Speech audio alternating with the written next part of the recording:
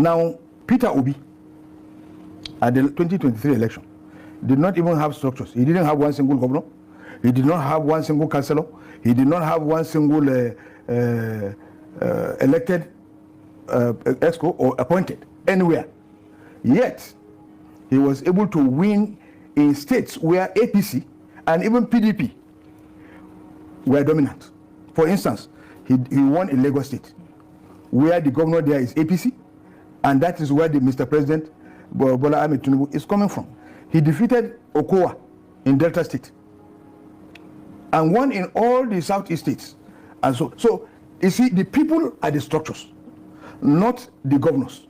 The governors just provide leadership, but the real structures are the people. And when the people decide that this is what they want, there are certain factors that will determine 2027 and not the governors. Nigerians, obedient family, we move. Stick around to the end and get every single detail in this. Please like and subscribe. Person to bad people. This video, I'm gonna help me share. I'm gonna help me tag Inspector General of Police, IGP Egbetokun. I'm gonna help me ask her what if protesters do and where be say they treat them like animals. See that protest is no longer a fundamental human right. Then we know they protest again. If you see the way when they beat this boy to man, people will see and not believe say he survived. They were marching his head, eating him with gun. The boy would have run away, but he no say if he run. The other person whether they beat, that person not go see who go help him out. If even forget the person, we not go know say they carry the person. So as a popular person, he stay back, follow, collect the person. In fact, they leave the person face out. Please shege come up for an eye, detain her. What did he do? Free Nnamdi Kanu. Free Nnamdi Kanu. That's all. No weapon, no wood, no nothing, just flag.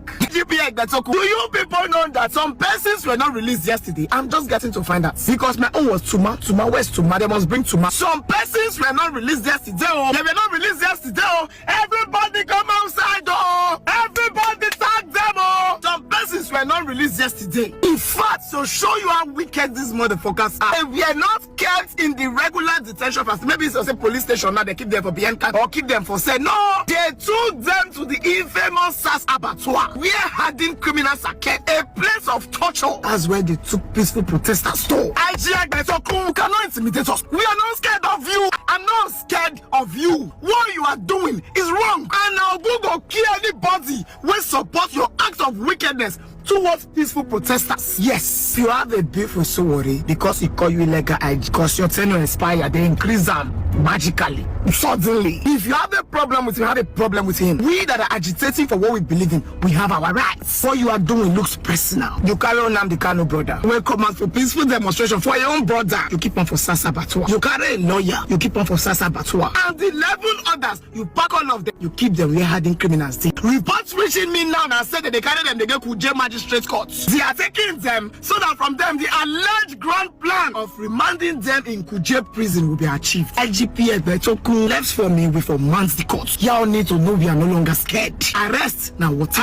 No, attack them! Like the Nigerian police force. If you have the number of the Nigerian police, call him and tell him to stop this wickedness. Give them no peace. What law have they broken? See some idiots. People when get come for brain, they talk say the case is in court. The court has said releasing them the Kanu. The court says that they don't respect the court. And when they reach poor man body, like the IGP, stop this wickedness, okay? Like that's so cool. Only the message where they send you, they use your mind and your brain. They don't say life day after IGP. But the harassment don't die, so everybody go leave these positions. Particularly having a lot to say about what happened yesterday, 20th October 2025, most especially in Abuja and a few more places across Nigeria, few states across Nigeria. You see, I particularly want to talk about this video of this man who stopped one of the ladies in Lagos who wanted to go lay flowers at the Lekki toll gate, probably in remembrance of those where they buy, you know, for the October 2020 protests. And then a particular uniform guy came out trying to stop her from laying those flowers. Now, general knowledge, you know, they say, na part of respect for those when society, country, nations consider as hero, you know, doing something to the benefit or to the progress of that nation.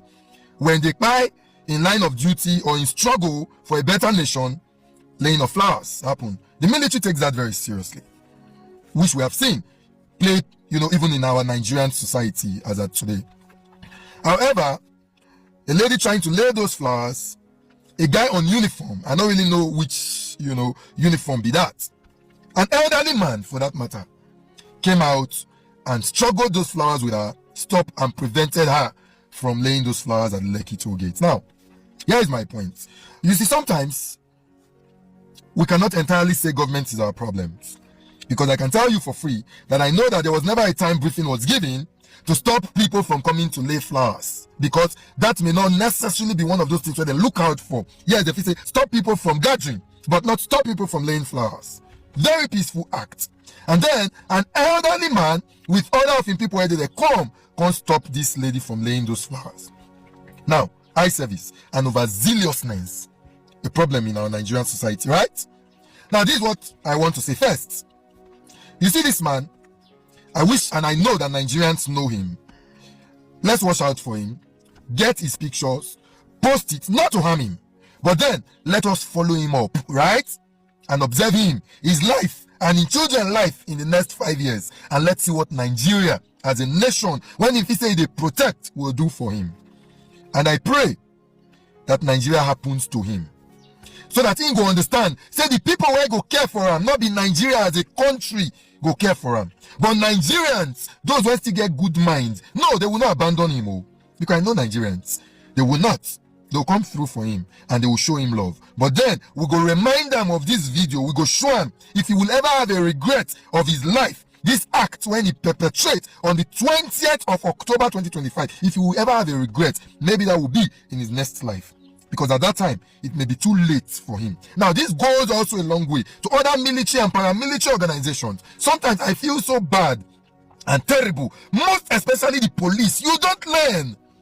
You don't. Look at which month here. So when you join your colleagues when they retire, come protest for their benefits.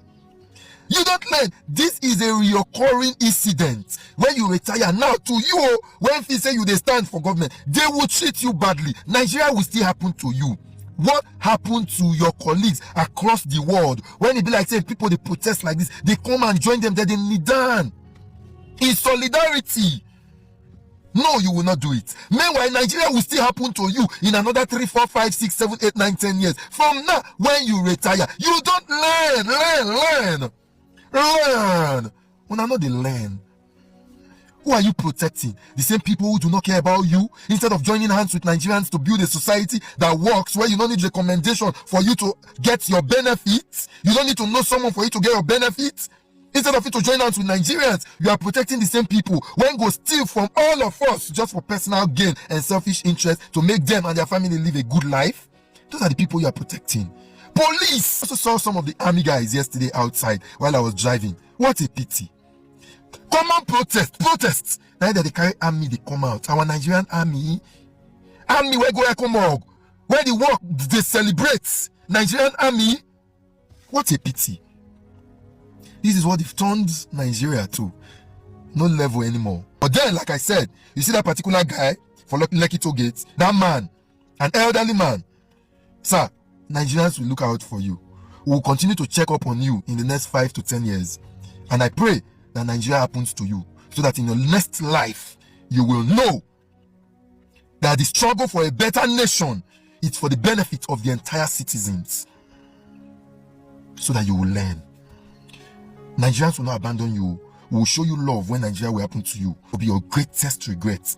We will show you this video too. And to all police officers, all military officers out there, you must realize that this struggle is for a better nation, where what belongs to you will come to you. You don't need to take videos and do videos of how they suffer. The same owner where they go buy, no go reach 2 weeks, they go throw on a family outside barracks. Your wives and your children, they will throw them to the street. Now then they sell banana for Usetu. Now then they sell granite for Usetu. Now then they hawk around Abuja. These same people are the ones you are protecting now. What a pity. But then, we're all in this together. The struggle will continue. Nigerians will not stop. Because, like I keep saying, I want a Nigeria that will work for me when I go enjoy. When I do these things, it's not because I'm doing it for my children to enjoy. They're not born me to come suffer. I go enjoy Nigeria, and my children also will enjoy it. Until then, uniform men, learn. learn. Nigerians who are just tired of hearing about the PDP's crisis. When would it finish? When would it end? People are losing interest in the PDP because this crisis has lingered for so long. How do you explain to Nigerians why your party is still stuck on one thing? Well, the party is not stuck. Majority of the stakeholders are on one page. Now, we have an internal issue. That internal issue is fueled by the FCT minister, who has already declared his position even before the National Convention. His position is that he stands with Jagaban. He stands with President Bola Ahmed Tinubu in 2027. And yet, he wants to navigate the party. He claims to be PDP, yet his decision is for APC. Even where we have not even brought out the presidential candidate of the PDP, he has already taken sides. Now, what is remaining for him is to frustrate the PDP from bringing out a presidential candidate that will contest, perhaps dislodge the President Tinubu. So all efforts are geared towards ensuring that the National Convention does not take place. The party is put in turmoil, in crisis, and so many issues are coming up. You know, the issue of congresses in certain states, which has not been done, which they have gone to court seeking that the congresses must be done. They have also talking about that the Southeast and South-South Convention, the Southeast must be dissolved, while the South-South must be accepted in the way they did it without the permission of the party. They are also insisting, which is the new development, that the signature authorizing the INEC to recognize the National Convention of 15th November was forged. These are the issues before the party, and these are decisions within the purview of the party. These are issues that have been long settled by the Supreme Court. Leadership issues are issues within the purview of the party, and they are not justiciable. You don't take leadership issues to court. Whatever the party decides, it is what you take. But the idea is to frustrate, because abusing the court process means bringing back something that has already been decided upon, so that you begin to take a delay tactics to ensure that that thing doesn't happen. But as I can assure you that the PDP is ready and willing, and by God's grace, 15th and 16th of November, Oyo State, Ibadan, is feasible. Well, there are some Nigerians who just simply disagree with you, Alaji, that PDP is anything but ready. You're not only losing the trust of a section of the country who believe that your party is not in order, but you're also losing people from within the party, key figures. I mean, you have a governor of the Southeast region, I believe the last PDP governor in that particular region, who just decamped to the APC, and you have one in the South who just resigned, presumably on his way to the APC. So, are you telling Nigerians a dummy that your party has everything under control? Okay, let me assure you this. In 2015, the PDP had 25 governors, yet we lost the election. When we lost the election, we lost our governors. Our governors came back to 12. We had 12 governors after 2015. In 2019, we were able to recover, and we had 17 governors. With the APC still ruling, we had 17 governors. We had added 5. We took away certain states. For instance, Adamawa State was Bindu. He was APC governor only one time. He was defeated by Fintiri. Bauchi State, one term, the governor was defeated by Bala Mohammed. These were carefully selected states where we won. So the fact that we are losing people does not mean that we are not the People's Party. But you're going back to square one again. No, we are not going back to square one. You now have 8. And in those 8, the APC national chairman is assuring Nigerians or assuring APC members that those numbers would dwindle further, because their plan, the APC's plan, is to get at least 30 governors by next year. And they can only raid one political party, and that's PDP. Well, if they raid us and then they are able to get 30. Well, maybe raid is a bit harsh. Poach. Okay, let us use the word poach, as you said. If they are poaching us, so many examples abound within the Nigerian political context. Muhammad Buhari contested under the APP or AMPP in 2003 and 2007. And when he could not make it, he now contested under CPC. He created his own party, the CPC, contested under it, and still gave us a very good fight. He was second. Now, the same issue, Peter Obi, at the 2023 election, did not even have structures. He didn't have one single governor. He did not have one single councillor. He did not have one single elected EXCO or appointed anywhere. Yet, he was able to win in states where APC and even PDP were dominant. For instance, he won in Lagos State, where the governor there is APC, and that is where the Mr. President Bola Ahmed Tinubu is coming from. He defeated Okowa in Delta State and won in all the Southeast states. And so you see, the people are the structures, not the governors. The governors just provide leadership, but the real structures are the people. And when the people decide that this is what they want, there are certain factors that will determine 2027, and not the governors. Some would say you're in denial that the departure of these governors could cost you something. No. Some political currency. Are you saying they are politically irrelevant? Is that what you're saying? What I'm saying is that, let us take the last two you've mentioned. The last two you mentioned, the governor of Enugu State, there was so much controversy in his election that at a point, the matter had to come to an INEC in the headquarters, because there was overvoting. The total number of people who voted in the Nkanu area of Enugu State, the number of people who voted there were in excess of the number of people who were accredited. And so, the person who won that election was the LP candidate. But INEC took the matter to Abuja, did what they wanted to do, and they returned him. Now, it is a clear case. When you say did what they wanted to do, what are you implying? What I'm implying is that the election was rigged. In favor of the PDP? In favor of the PDP. And I've written that since 2023, because I'm not a selfish media person. I write what I consider to be the truth. And it is on my X handle. It is called Judgment or Justice. I wrote it down. I said the courts were not fair and INEC was not fair. But it's also, to be fair to INEC, the rules are very clear. If there's overvoting, there's cancellation of the election in that. The overvoting was not in favor of Labour Party. It was in favor of PDP. So PDP has made the rules are very clear. It's regardless of who is the beneficiary. If there's overvoting, if you have more voters... But it was added. Right. That's the issue. Right. The issue was that they trimmed it down and added it to align with the number of votes there. It is not that the results were cancelled. If the results were cancelled, it would have made sense. And that would have made the LP candidate to win. Again, don't forget, the Bayelsa person who has resigned. At the election, the PDP lost to APC. APC won Bayelsa. But because of the complications of the deputy governorship candidate of the APC, who had complications as regards to his name and so forth and so on, the Supreme Court took it away and handed it over to us. So it is not his quality or his dexterity or his political relevance that brought Bayelsa to us. So the fact of I'm only trying to bring out... Do you realize that you're making a case that the PDP was not popular in those states in 2023? Well, the PDP lost.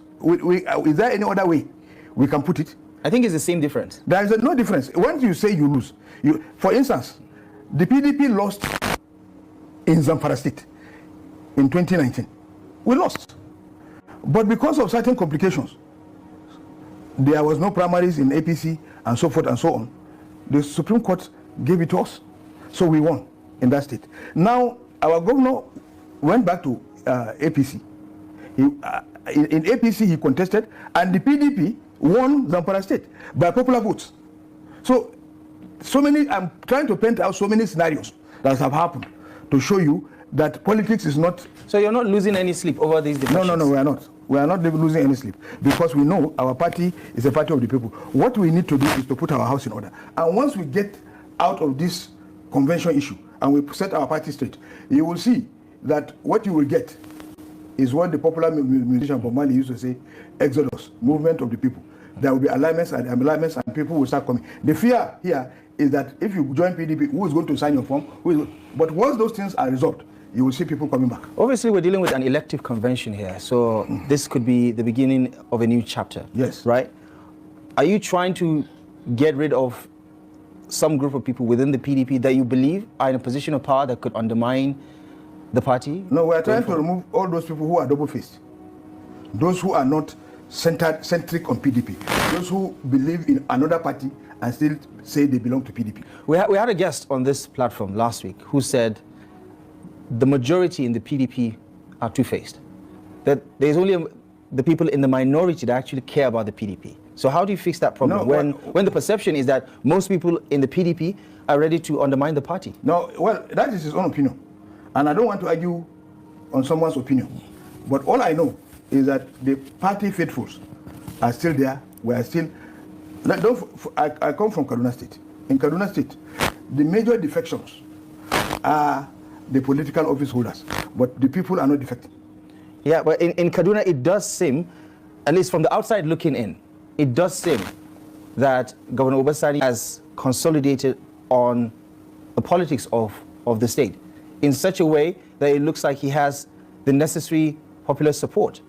Ergo, opposition might be difficult to put up a good fight in Kaduna. Well, if you are very familiar with the politics of Kaduna, you will understand that even his first attempt, he lost the election. But because of the dexterity and the assistance rendered by his predecessor, Malam Nasir El-Rufai, to him, Malam Nasir stepped into the matter and the whole thing changed. And I'm sure you have seen the video where the governor, coming out of INEC, he had to prostrate to thank God that after all, the thing that now has materialized. He did not win the election in Kaduna State. But all the things that were done, we are very much aware. Now, he is only merely surviving on propaganda. And that propaganda will not work because Kaduna is PDP and PDP is Kaduna. And like I am telling you now, you will see that in 2027, like the 7th of June, the difference is clear. You're saying that your understanding of the situation in Kaduna, like some other states where the governors have consolidated and changed the narrative, you don't see that being the case. I mean, APC ran Kaduna for the last 8 years of the Nasir El-Rufai administration and the last 2 years of the Obasani administration. You're saying that all of that is about to be undone in 2027. Yeah, Kaduna people are dynamic. Kaduna people are not dogmatic. They change with time. Look at that Nasir El-Rufai, a sitting governor, lost all the 3 senatorial votes. All Kaduna State 3 senators are from the PDP. Out of the 16 House of Representative members, 10 are PDP, 4 are APC, while 2 are Labour Party. In the State House of Assembly, there are 34 members. About 16 are PDP in the State House of Assembly. That is to show you the strength of the PDP in Kaduna State. Yeah, but what is the count now? Well, the count now is that people have defected. Now, defecting is not a sign that it is the will of the people that is being expressed. It is the individual perception of the person, whether he has been given some advantages, their promises, and so forth, and he decides to change side. It is still not the will of the people. The will of the people has been expressed in his election. Yeah. Some say, and just as a last point on the Kaduna issue, that APC lost in 2023 the presidency and some of the major other elections in the National Assembly and the State Assembly because of the politics of Malam Nasir El-Rufai, and that Senator Obasani is a different breed of politician, one who is a lot more unifying compared to Malam. So is there a point to be made that the politics of the governor of the day is different from his predecessors? Why did Malam Nasir El-Rufai won in 2015 and Buhari won in 2015? Malam Nasir El-Rufai won in 2019 and Buhari won in 2019. So what is wrong with his politics? That's in 2023. In 2023, the factors that affected that election were many. One, there was the redesign of the Naira notes, which made bribing the people with more cash almost impossible. So most of the votes came from the heart of the people. It was not a reflection of the previous system where monies are being distributed. Others include that even the president himself did not actually, that is Buhari, did not actually believe in the party's project until the dying minute. You know, he was not supporting. Allegedly. Tinubu said so in one of his campaigns. Buhari is not with me. Buhari, you are not. You know, so it's not allegedly. I mean, allegedly. I mean, it's still an allegation. I mean, nothing has been from him, not from us, because we are telling you that at the dying minute, the president decided. You can see, Abdullah Adamu said, the party chairman, that the president directed that they should support Law. I'm a Law. You know, so there were so many intrigues there. So you can't blame El-Rufai for the loss, while he succeeded in others, and then you now take the 2023 and blame him. No, his politics is nothing more than, he may not be an excellent politician. He may not, but he's a smart politician, and he has done his bit. And it was with him. If his politics was so bad, Obasanjo should have lost in 2023. Because if the presidency lost, then the governor should have lost. But yet, he was the man, he was the hero who delivered Obasanjo, and why Obasanjo now was. So when you hear all these praises from the Speaker of the House of Representatives, from the National Chairman of the APC, commending the efforts of Governor Obasanjo and how he's been able to bring people from different parts of Kaduna State under the umbrella, pun intended, of the APC, what do you say to that? Well, they are members of the same party. Right. So they're just gassing him up. Yeah, so I do not expect anything less. Right. You don't expect the Speaker to now praise somebody else when a member of his own party is the governor. Okay. There are some governors still in the PDP today that are being rumored, speculated, to be open about joining the APC, and those speculations are rife. What do you say to those governors who are still under the umbrella of the PDP, but are on their way out of the PDP, presumably because of some of the reporting? Well, I don't want to, thrive on speculations. I don't want to work on speculations. When we get to the bridge, we shall cross it. I mean, the same thing happened with Enugu and Bayelsa. It was speculated, and then it happened. Yeah. I mean, it looks like an open secret to me. Let me tell you this, for free. In Akwa Ibom, the governor moved to APC, still claiming that he still loved the PDP. But his problem was that who was going to sign his form due to the controversy. Now, he was controlling the PDP structure and controlling the APC. When the National Working Committee decided to dissolve the PDP in Akwa Ibom State, he was shaking. And they were struggling hard to ensure that those ESCOs are not dissolved, because he was the one who consulted them. Now, if another new ESCO comes up and then another new candidate comes in, it is a Herculean task for him, because Akwa Ibom is PDP.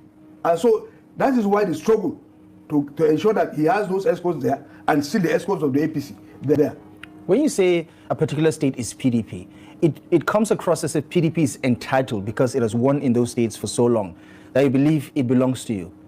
You don't think that Nigerians have changed their minds about PDP? Well, Nigerians don't normally change their minds, except if... You're sure we're talking about the same Nigerians? Yes, unless INEC decides to change their minds for them.